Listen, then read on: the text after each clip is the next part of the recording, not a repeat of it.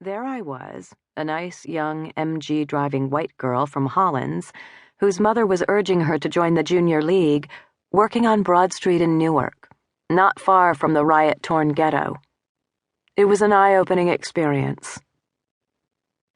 In August, the McCarthy campaign sent out word that staffers and volunteers should stay away from the Democratic National Convention in Chicago, so I watched it on TV from the comfort of home. In the aftermath of the MLK and RFK assassinations, Chicago was the apex of counterculture protest. For 5 days, thousands of Chicago police fought demonstrators in the streets, while nearby, in the International Amphitheater, the Democratic Party selected Vice President Hubert Humphrey as its presidential nominee. By the time I returned to campus for my senior year, I had become Hollins's version of a campus activist. Granted, I didn't build bombs or take over the administration building, but I had changed. I went to Charlottesville to hear blues singer Janis Joplin give us Another Piece of My Heart. I went to civil rights meetings. And in my own decorous way, I did something audacious. I invited the college president to the campus dining hall as part of a campaign to allow Hollins students to wear pants. As a measure of exactly how radical I was, I took the defiantly militant step of wearing pants to the meeting. Lo and behold, soon enough, the rules were changed. It wasn't exactly rabble-rousing, but it was my first taste of political success, and I loved it. In the summer of 1970, I moved to Washington, D.C.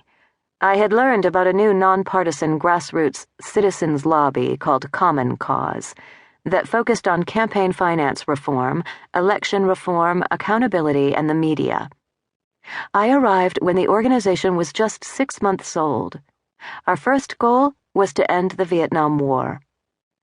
Common Cause took a less attention-getting but more pragmatic tack than those used by most anti-war groups.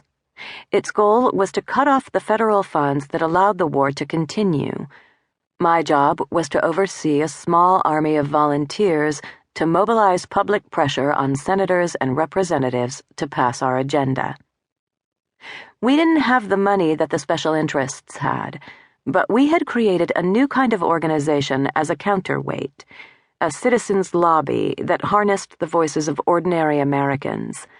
I focused on organizing volunteer lobbying groups in congressional districts, and on keeping volunteers informed and excited so they would work successfully.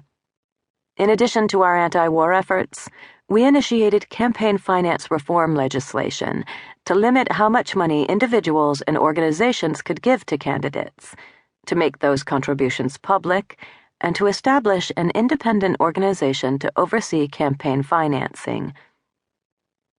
Campaign finance reform wasn't the kind of issue that captured the imagination of the American people.